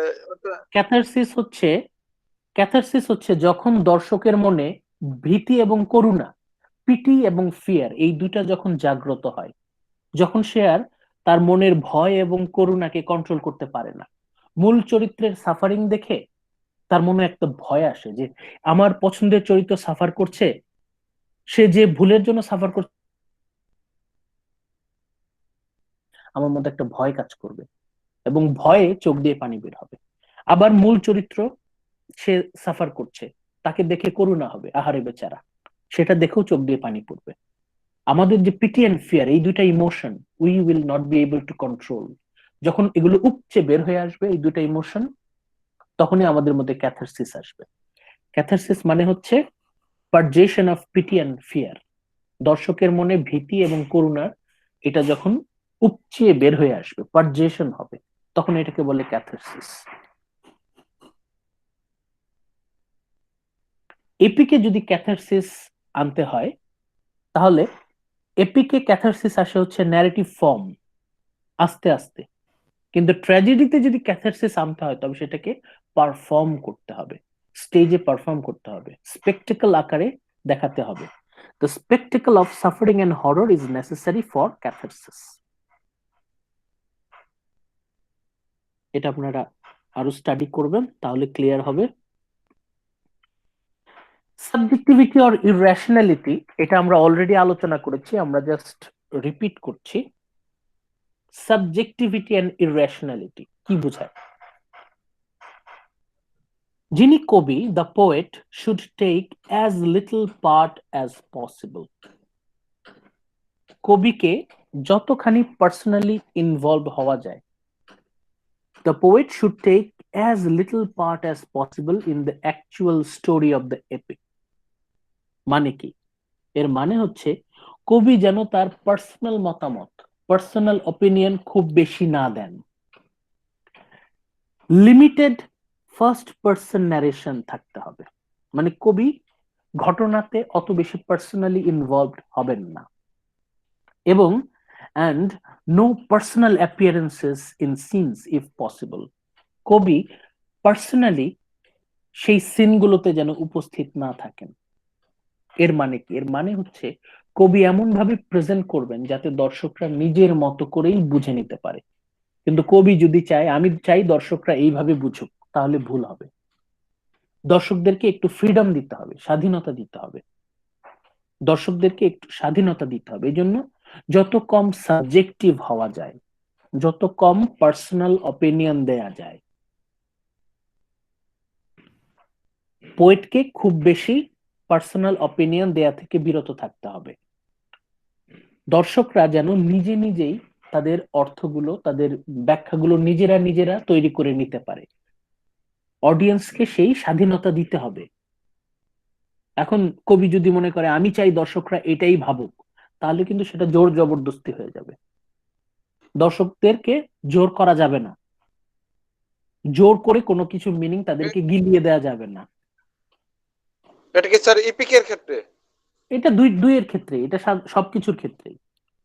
মূল কথা হচ্ছে দর্শককে হাত পা বাইধা আপনি যদি বলেন এইটাই গিলাবো, এইটাই বুঝো, এইটাই বুঝতে হবে, এটাই শিখতে হবে, এটা করা যাবে না। দর্শকদের একটা স্বাধীনতা থাকবে। The audience they have their freedom. তারা যেভাবে ইচ্ছা, যেভাবে সেটাকে বুঝতে চায় সেভাবে বুঝবে।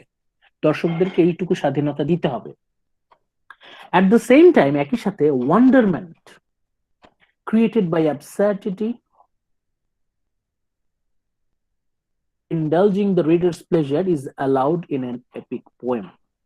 মাঝে মাঝে কাহিনীর প্রয়োজনে একটু আশ্চর্য, অবাস্তব কোনো কিছুকে প্রেজেন্ট করা অ্যালাউড আছে। কাহিনীর প্রয়োজনে মাঝে মাঝে একটু অবাস্তব, একটু অ্যাবসার্ড, অযৌক্তিক কোনো কিছু ঢুকিয়ে দেওয়া, এটা জায়েজ, এটা করা যায়। অ্যারিস্টটল বলেছেন যে মাঝে মাঝে যদি খুব বেশি বাস্তব হয়, খুব বেশি রিয়েলিস্টিক হয়, সেক্ষেত্রে কি হয়, কাহিনী একেবারে বোরিং হয়ে যায়, দর্শক আর খাবে না, তারা এনজয় করতে পারবে, তারা বোর্ড হয়ে যাবে, যে সবই তো দেখি রিয়েল, সবই তো দৈনন্দিন জীবনে দেখা। মাঝে মাঝে একটু অতি বাস্তব, একটু অবাস্তব, একটু অযৌক্তিক একটু দিয়ে দিতে হবে, যাতে মানুষজন বাস্তবতার মূল্য বুঝতে পারে। আলটিমেটলি উদ্দেশ্য কিন্তু এই না যে অযৌক্তিকতাটাকে প্রেজেন্ট করা, যুক্তির গুরুত্ব বোঝানোর জন্যই অযৌক্তিক জিনিস নিয়ে আসতে হবে। বাস্তবতার গুরুত্ব বোঝানোর জন্যই কিন্তু কাল্পনিক বিষয়টাকে নিয়ে আসতে হবে। কন্ট্রাস্ট, একটা কন্ট্রাস্ট নিয়ে আসা। সবসময় যদি রিয়েলিজম নিয়ে যদি কপচাকপচি করি তাহলে তো লেবু তিতা হয়ে যাবে। এই জন্য মাঝে মাঝে একটু অবাস্তব জিনিসপত্র আনতে হবে যাতে আমরা বাস্তবতার গুরুত্ব বুঝতে পারি। Wonderment created by absurdity events is allowed in an epic poem. Epic পোয়েমে, এটা যদি এপিক হয় মনে রাখবেন, ইফ ইট ইজ এপিক, মহাকাব্য হয়, তখন এখানে কিন্তু অ্যাবসার্ডিটি, ইররেশনাল ইভেন্টস আনার স্বাধীনতা আছে। ইফ ইট ইজ এপিক, মনে রাখেন, লিখে রাখেন, if it is an epic poem, মহাকাব্যে a poet has his freedom to use absurdity or irrational events. Epic পোয়েমে অ্যাবসার্ড, অসম্ভব, অযৌক্তিক ঘটনাগুলো কিন্তু কবি নিয়ে আসতে পারেন। If it is an epic poem, there is a freedom to use absurd or irrational event. অবাস্তব, অযৌক্তিক ঘটনাগুলো এপিকে নিয়ে আসা সম্ভব, কারণ এপিকের টাইম স্প্যানটা অনেক বড়। An absurd event or moment can pass more unnoticed in epic poem simply because it is not being dramatized on stage. যেহেতু এটা চোখের সামনে ভিজুয়ালাইজড হচ্ছে না, যেহেতু এটা পুরোটাই দর্শকের কল্পনায়, তার মনে মনে, it will be reflected in audiences mind, সেই ক্ষেত্রে এটা করা যাবে, এপিকে করা যাবে অ্যাবসার্ড অর ইররেশনাল থিংস। কিন্তু অ্যারিস্টটল জোর দিয়ে বলছে, কিন্তু a tragic plot cannot have irrational parts. ট্র্যাজেডিতে, one tragic plot, one tragedy, ট্র্যাজেডিতে কোনোভাবেই অযৌক্তিক, অবাস্তব কোনো কিছু প্রেজেন্ট করা যাবে না। ট্র্যাজেডি মানেই হচ্ছে the plot follows logically and probably. ট্র্যাজেডির হতে থাকতে হবে, অসম্ভব কোনো কিছু ট্র্যাজেডিতে আনা যাবে না। There must be likelihood, বাস্তবতা থাকতে হবে পুরোপুরি, no matter how seemingly impossible the circumstances. বাইরে বাইরে যতটাই ইম্পসিবল মনে হোক, বাট একটা সামঞ্জস্য থাকবে, a hidden likelihood, a hidden relationship থাকবে। তাহলে আমরা এই স্লাইড থেকে দুটো পয়েন্ট পাচ্ছি। প্রথমেই অ্যারিস্টটল বলছেন যে কবিকে খুব বেশি ব্যক্তিগত মতামত দেয়া যাবে না। কবি যতখানি সে পার্সোনালিটিটাকে ডিটাচড রাখতে পারে। মানে কি? মানে হচ্ছে অডিয়েন্সকে স্বাধীনতা দিতে হবে, অডিয়েন্স যেন নিজের মতো করে কাহিনী বুঝে নেয়, অডিয়েন্স যেন নিজের মতো করে ব্যাখ্যা করে। এখন কবি যদি তার নিজের মতো করে দর্শককে বুঝিয়ে দিতে চায়, তাহলে সেটা মাঝে মাঝে জুলুম হয়ে যাবে, দর্শকরা এনজয় করতে পারবে না। যখন দর্শকরা নিজের মতো করে ব্যাখ্যা করতে পারবে, নিজের মতো করে এক্সপ্লেইন করে নিতে পারবে, তখন সেটা দর্শকের মনে আনন্দ নিয়ে আসবে। এই জন্য যত কম সাবজেক্টিভ, যত কম পার্সোনাল অপিনিয়ন দেয়া যায় ততটাই ভালো। আর ইরেশনালিটির ক্ষেত্রে অ্যারিস্টটল বলছেন যে এপিক পোয়েমে অবাস্তব, অযৌক্তিক ঘটনাগুলো নিয়ে আসা সম্ভব কাহিনীর প্রয়োজনে, কারণ যেহেতু এটার ভলিউম অনেক বড়, অতএব এটা কিন্তু দর্শকরা নিতে পারবে। কিন্তু ট্র্যাজেডি এর প্লটটা তো সীমিত এবং পুরোটাই স্টেজে পারফর্ম হচ্ছে, সেহেতু এই জায়গায় যদি আপনি অবাস্তব করার চেষ্টা করেন তাহলে কিন্তু দর্শকরা নিতে পারবে না, কারণ ওই অল্প সময়ের মধ্যে এই সবকিছু তাদের মাথার উপর দিয়ে চলে যাবে। আলটিমেটলি পিটি এন্ড ফিয়ার জাগ্রত হবে না, ক্যাথারসিস আসবে না, ট্র্যাজেডি উইল ফেইল, ট্র্যাজেডির মূল উদ্দেশ্যটা ব্যর্থ হবে ট্র্যাজেডি। এপিকে ইররেশনাল অ্যাবসার্ড ইভেন্টস অ্যাড করা যাবে, কিন্তু ট্র্যাজেডিতে ইররেশনাল অ্যাবসার্ড ইভেন্ট অ্যাড করা যাবে না। এপিকে যতই আমরা কল্পনার আশ্রয় নিয়ে থাকি, যতই অবাস্তব, যতই অযৌক্তিক বিষয়, অযৌক্তিক ঘটনা আমরা এপিকে অ্যাড করতে পারি, কিন্তু ট্র্যাজেডিতে যেহেতু এটা স্টেজে পারফর্ম হবে, the plot must follow logically and probably. Logic থাকতে হবে, প্রবাবিলিটি থাকতে হবে, সেটারই কন্টিনিউয়েন্স। স্যার এটা কি, হ্যাঁ বলেন। এখানে কথা হচ্ছে স্যার, দেখা যাচ্ছে যে ইপিক এপিক যেটা সেটা স্যার স্টেজ পারফরমেন্স হয় না, আর না, ওটা ট্র্যাজেডিটা সম্ভব না, স্টেজ পারফরমেন্স হয়। তো করতে হবে, ওটাকে সেক্ষেত্রে আমার করতেই হবে। কথা হচ্ছে স্যার, এপিক যেহেতু এত বিশাল, সেহেতু সেটা সব দর্শক কিভাবে পাচ্ছে? এটা দর্শকরা কারণ- হয় পড়বে, either they will read it out, গল্প যেভাবে পড়ে, অথবা হুম, তখনকার কালচারে যেটা হতো যে সবাই একসাথে হতো, সবাই একসাথে বসতো, আর যিনি কবি উনি জোরে জোরে পড়তে থাকতেন, কবি জোরে জোরে পড়তেন, ও, মানুষজন শুনতে তার মানে থাকতেন। এটা হচ্ছে অন্যের মাধ্যমে জানা বা নিজে যাচাই করার মাধ্যমে জানা, সেটাই হচ্ছে এপিক, তাই তো? এপিক হচ্ছে কিছুটা। এপিক হচ্ছে এপিক হচ্ছে আমরা এটা দর্শকের সামনে ভিজুয়ালাইজ করা হবে না, মানুষজন চোখের সামনে দেখতে পাবে না, মানুষ শুনবে অথবা পড়ে কল্পনা করে নিতে হবে। আমাদের গ্রাম্য আচ্ছা। সমাজে যেমন পুঁথি পাঠ হয় না, পুঁথি পড়ে না, পুঁথি হ্যাঁ, পড়তে হ্যাঁ, থাকে, হ্যাঁ, পুঁথি হ্যাঁ। পড়তে থাকে, সারা রাত ধরে পুঁথি পড়তে থাকে, ওই হুম। পুঁথির মতো এটাই। আচ্ছা, আচ্ছা, আচ্ছা, বুঝতে পেরেছি। এখন যখন অনেকক্ষণ ধরে পড়তে থাকে তখন এগুলাতে অবাস্তব বিষয়গুলো ঢুকিয়ে দেওয়া সম্ভব এপিকে, কাহিনীর প্রয়োজনে। কিন্তু ট্র্যাজেডি হচ্ছে একদম চোখের সামনে দেখাতে হবে, তো এই জায়গায় লজিক, রেশনালিটি একদম খুব প্রপারলি মেনটেন করতে হবে, নইলে কিন্তু মানুষরা এটা নিতে পারবে না। আলটিমেটলি ট্র্যাজেডির যে টার্গেট ক্যাথারসিস নিয়ে আসা, এটা কিন্তু আসবে না। দর্শকের মাথার উপর দিয়ে যদি চলে যায় তাহলে দর্শক তার মনে পিটি অ্যান্ড ফিয়ার জাগ্রত হবে কিভাবে? ট্র্যাজেডির মূল উদ্দেশ্য হচ্ছে দর্শকের মনে ভীতি এবং করুণার জন্ম দেয়া, ক্যাথারসিস নিয়ে আসা। যদি ভীতি এবং করুণা, পিটি অ্যান্ড ফিয়ার, ক্যাথারসিস যদি আমরা আনতে চাই তাহলে লজিক, প্রবাবিলিটিটাতে গুরুত্ব দিতে হবে। সুতরাং এপিকে আমরা অ্যাবসার্ড ইররেশনাল ইভেন্টস অ্যাড করার স্বাধীনতা আছে, কিন্তু ট্র্যাজেডিতে we do not have our scope to add irrational absurd events. Absurd কোনো কিছু অ্যাড করা পসিবল না, সেটা আমরা নেক্সট স্লাইডে আরো ব্যাখ্যা করা আছে। দেখেন, আর tragedy depends on probability even more than epic. এপিকের চেয়ে ট্র্যাজেডিতে এই বাস্তবসম্মতা কতটা বাস্তবসম্মত। ট্র্যাজেডি হচ্ছে যতটুকু বাস্তবসম্মত হওয়া প্রয়োজন, যতটুকু সম্ভব বাস্তবসম্মত হওয়া, সেটা নিশ্চিত করতে হবে। আর tragedy depends on probability. Probability মানে কি? প্রবাবিলিটি মানে হচ্ছে গতানুগতিক, সাধারণত যেভাবে পৃথিবীতে ঘটনাগুলো ঘটে থাকে, সাধারণত যেরকম ঘটনাগুলো ঘটে থাকে, সম্ভাব্যতা, সচরাচর যেভাবে ঘটনা ঘটে থাকে, মানে 8-10টা ঘটনা যেভাবে ঘটে আমাদের আশেপাশে তেমনই ঘটনা।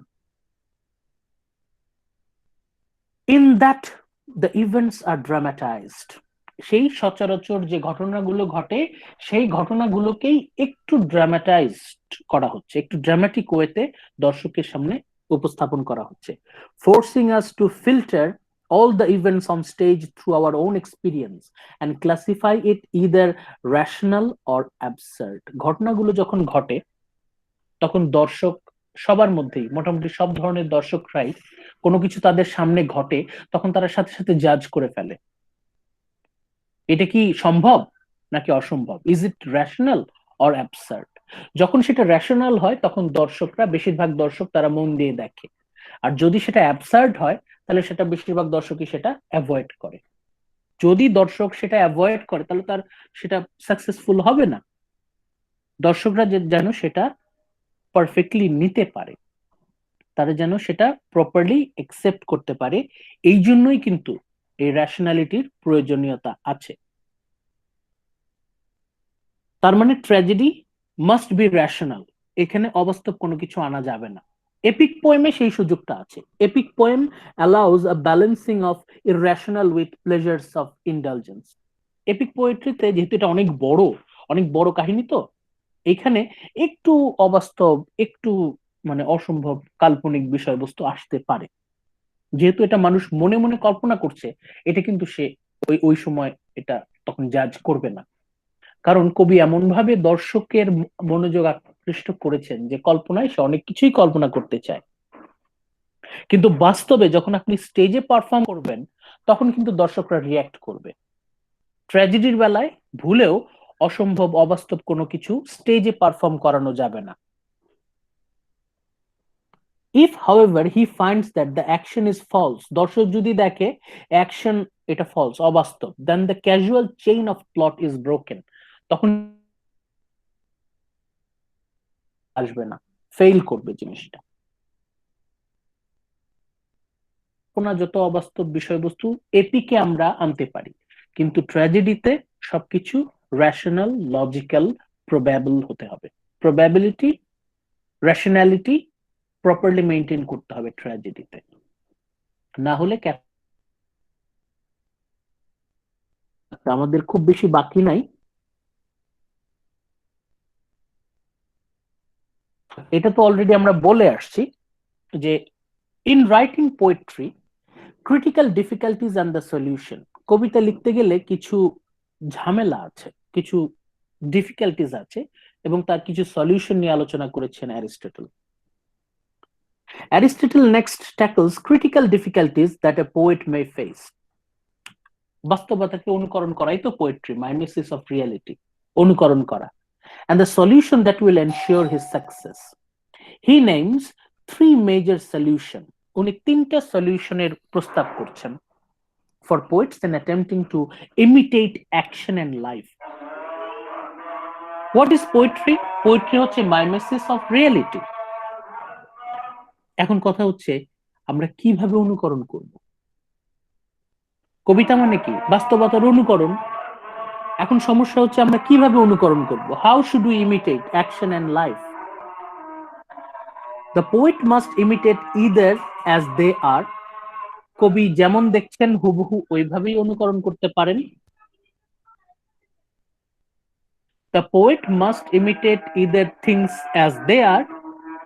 কবি যখন অনুকরণ করবেন হুবহু অনুকরণ করতে পারেন, যেমন দেখছেন তেমনি। Things as they are thought to be, অথবা মানুষজন কি মনে করে, লোকে কি মনে করে, মানুষ কি মনে করে, আর 10 জন মানুষ তারা কি মনে করে, or things they ought to be, আর হচ্ছে কেমন হওয়া উচিত। এই এই এই লাইনটা আমরা একটু ক্লিয়ার করি। একজন কবি যখন বাস্তবতাকে, জীবনকে অনুকরণ করবেন, যখন নকল করবেন, তখন নকল করার তিনটা পদ্ধতি আছে। ইমিটেশন অ্যাজ ইট ইজ, বাস্তবতা যেমন সেটাকে হুবহু ওইভাবে অনুকরণ করা। As things they are thought to be, মানুষজন যেভাবে জিনিসটাকে মনে করে, লোকে যেভাবে মনে করে, বেশিরভাগ মানুষ বাস্তবতাকে যেভাবে নিয়ে থাকে। Or things they ought to be, অথবা যেমন হওয়া উচিত। এই বিষয়টা নিয়ে আপনাদের একটু ব্যাখ্যা জরুরি আছে। As they are thought to be, ought to be, এটা নিয়ে আপনাদের যদি কোনো কনফিউশন থাকে ক্লিয়ার করে নিতে হবে। যখন কবি বাস্তবতাকে অনুকরণ করবেন তখন তিন ভাবে উনি অনুকরণ করতে পারেন। উনি যেমন দেখছেন বাস্তবতাকে, যা দেখছেন হুবহু ওইটাকেই তিনি অনুকরণ করলেন, নাম্বার 1। নাম্বার 2, মানুষজন কি মনে করে, বেশিরভাগ মানুষ বাস্তবতাকে কেমন দেখে, বেশিরভাগ মানুষের দৃষ্টিভঙ্গি থেকে how are they thought to be about reality, or as they ought to be, কেমন হওয়া উচিত। ইন অ্যান আইডিয়াল ওয়ার্ল্ড কেমন হওয়া উচিত। The poet must imitate in action and language. Imitate করতে হবে action and language. ঘটনা ঘটছে, অ্যাকশন এবং ভাষা, ইমিটেশনটা কিন্তু অ্যাকশন এন্ড ল্যাঙ্গুয়েজে থাকবে। The latter must be current terms. Language কিন্তু অবশ্যই আধুনিক ল্যাঙ্গুয়েজ হতে হবে, যেটা আমরা আজকে ক্লাসের শুরুতেই বললাম, অর মেটাফোর্স।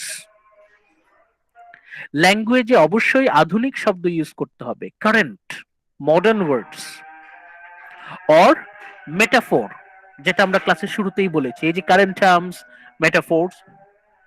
যে কবি যত ভালো মেটাফোর ইউজ করতে পারে উনি তত ভালো কবি। যে কবি যত ভালো মেটাফোর ইউজ করতে পারেন উনি তত সফল কবি। আর যিনি যত সফলভাবে দৈনন্দিন জীবনের শব্দগুলোই একটু অন্যরকম ভাবে ইউজ করতে পারেন, কারেন্ট টার্মস, উনি কিন্তু সফল কবি। ভুল কখন হয় কবিতা লিখতে গিয়ে? ভুল কখন হয়? Errors come when the poet imitates incorrectly। অনুকরণটা যখন ভুল হয় তখনই কিন্তু ভুলগুলো আসে। ভুলটা কোথায় আসে? Error comes when poet imitates incorrectly। অনুকরণে যখন ভুল হচ্ছে। কি কি কারণে ভুল হতে পারে? Artistic deficiency, representation is not artistic enough. যখন আমাদের অনুকরণটা শৈল্পিক হয় না, আমাদের তো শুধুমাত্র নকল করলে তো হবে না, শুধুমাত্র অনুকরণ করলে তো হবে না, ওর মধ্যে কিছু শিল্প থাকতে হবে, আর্টিস্টিক হতে হবে। Or when the poet accidentally makes an error, কিন্তু কখনো মাঝে মাঝে হঠাৎ করে ভুল হয়ে যায়, ফ্যাকচুয়াল ইনফরমেশন এরর, মাঝে মাঝে কবি তথ্যে ভুল দিয়ে দেন, which does not ultimately sabotage the entire work। কিন্তু এই accidental error এটা অতটা সমস্যা করে না, যতটা প্রবলেম হয় হচ্ছে if the imitation is incorrect, যদি অনুকরণের মধ্যে শিল্প না থাকে। অনুকরণ করতে হবে বাস্তবতাকে, কিন্তু তার মধ্যে শিল্প থাকতে হবে, there must be art. Imitation must be artistic, imitation must be artistic. Sir কিছু কথা ছিল। জি, স্যার এখানে আমার একটা কথা হচ্ছে যে একজন কবি যখন নাকি নতুন কোন কবিতা লেখেন, যেমন ধরে মনে করেন যে এখনের যুগে কোন কেউ একজন যদি কবিতা লিখতে বসেন, তাহলে হ্যাঁ, সে তো স্যার তার নিজের চিন্তাধারা থেকেই পুরো কবিতাটা লিখবে। সেখানে ইমিটেশনটার মিল কোথায়, বা ইমিটেশনটা বলতে এখানে কি বোঝানো হয়েছে? যে একজন কবির ভুল হতে পারে, বা যিনি লিখবেন, বর্তমান সময়ে যিনি লিখবেন তারও ভুল হতে পারে।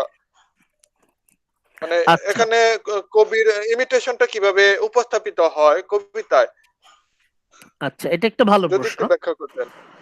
হ্যাঁ, আচ্ছা, আপনি নতুন কিছু যখন বলবেন তখন এটা কি পুরোপুরি নতুন হবে, একেবারেই নতুন হবে, নাকি এখানে পুরাতন কিছু নলেজের প্রয়োজন আছে? বলেন, আপনি যখন নতুন কিছু আহ, লিখবেন আপনি কি না পুরো 100% পুরোপুরি না, 100% ওটা নতুন হবে? পুরোপুরি তো আর না, 100% তো হবে না স্যার। এটা হয়তো 40% বা 46% পর্যন্ত যেতে পারে, আর আচ্ছা, বাকিটা 50% পুরাতন ধরেন। আইডিয়া থেকে আসবে।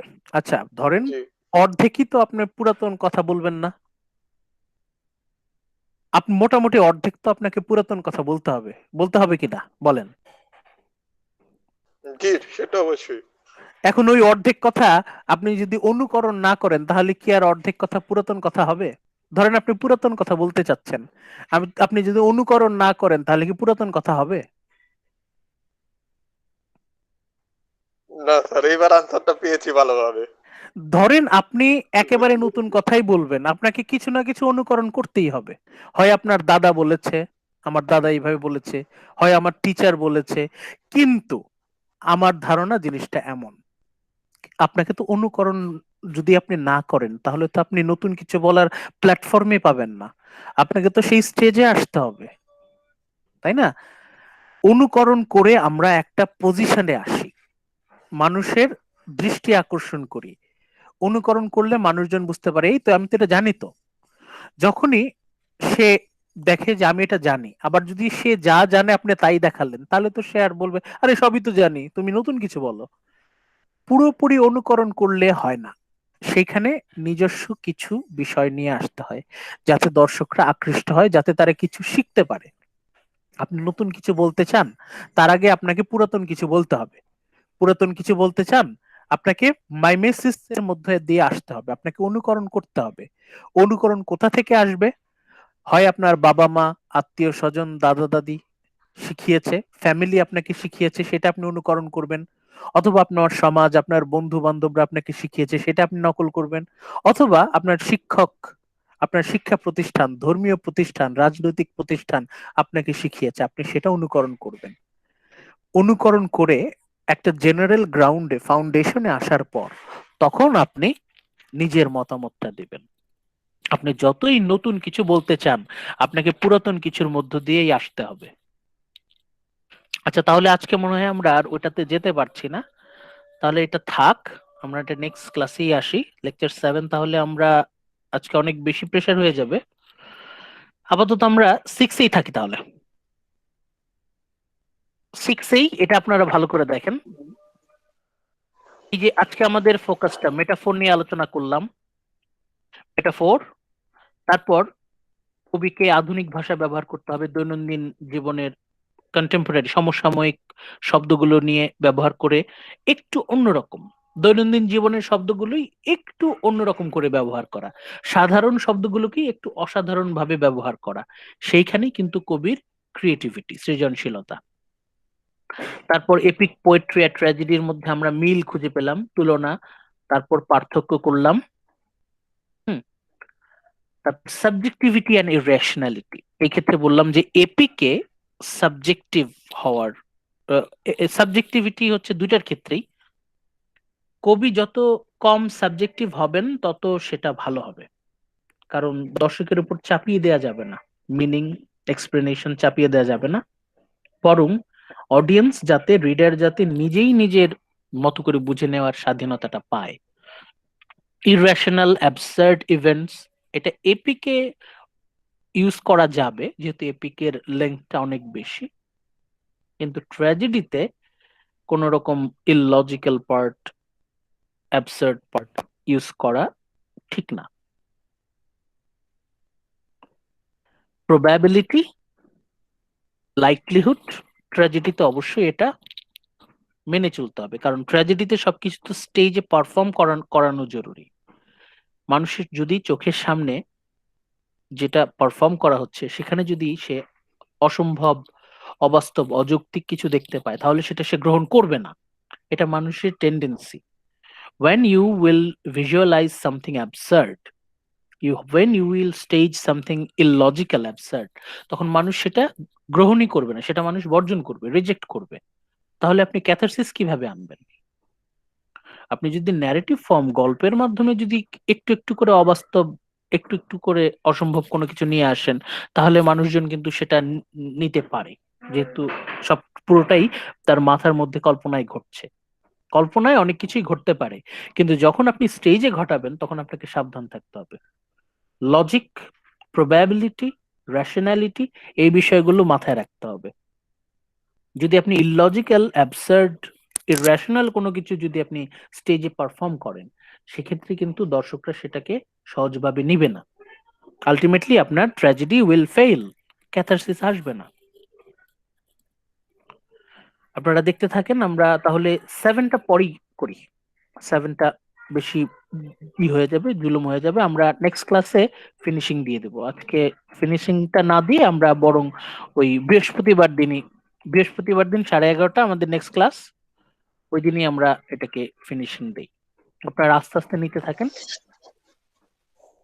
স্যার সর্বশেষ কিছু জিজ্ঞাসা ছিল, সেটা হচ্ছে স্যার বলা হয়ে থাকে ইপিকে হিরোইক হেক্সামিটার ব্যবহার করা হয় এবং ট্র্যাজেডিতে সোসিয়াক টেট্রামিটার ব্যবহার করা হয়। এখানে পেন্টামিটার আছে, পেন্টামিটার আছে।